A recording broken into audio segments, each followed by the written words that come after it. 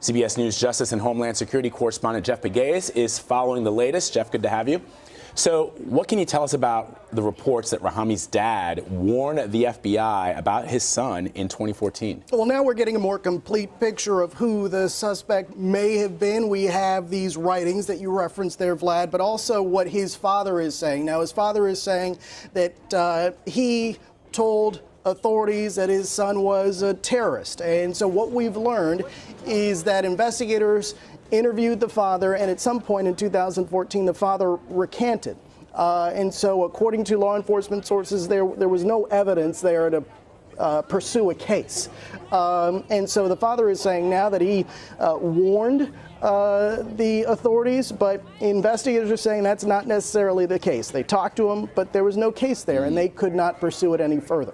Jeff, they also found a notebook on Rahami. It's got some personal writings in that notebook. What does it reveal? Well, it reveals that there was radicalization there.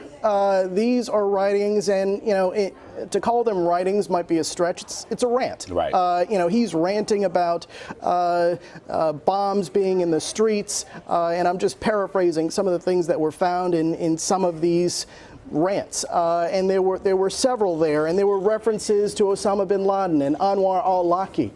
You may not know who he is. He was a U.S.-born cleric, and in many of these terrorism cases, his name pops to the surface. He was what some people view as a very charismatic man, and he has these sermons that still live on, even though he was taken out by a drone strike in 2011. And so that Anwar al-Awlaki, his name comes up. You have Osama bin Laden. So as I said, you're getting a more complete picture of maybe getting to that motive. What was it that motivated this person to allegedly carry out these acts?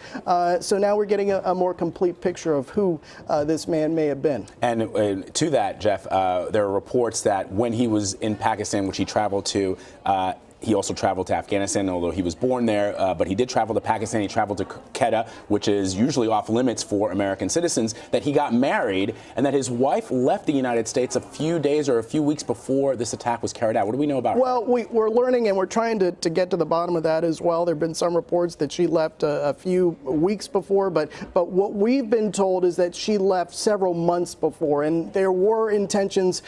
She intended to come back. At least that's what we're being told. We're told the mother left a couple of months ago, and so there are conflicting reports on that. We know that his wife is now in Afghanistan.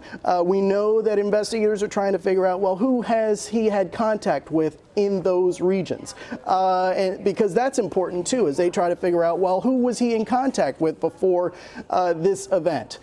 So all of those little pieces matter to this puzzle. And for those viewers who are wondering, okay, we know that he was involved with a shootout with police in New Jersey. He's being charged with those crimes, but he's not yet been read his Miranda rights, from what I understand, and they haven't, unless that's changed in the last hour or so. And also, what is going to happen with this investigation to those bombings? Well, he's still in the hospital. He's still hospitalized. He was wounded in that shootout with police. And so investigators, from what we're hearing, still have not questioned him. And then he's not cooperating. He hasn't said anything. He didn't say anything when he was arrested, according to our sources. And so, yeah, they want to talk to him, too. But he is in the hospital, perhaps unable to respond to questions. We don't know yet.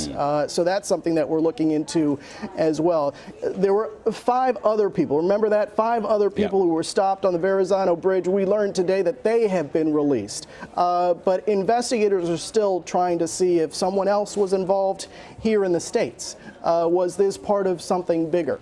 So even though they have him in custody, they're saying this investigation is far from over. All right, Jeff Pegues, thanks so much for digging into this for us. Appreciate it.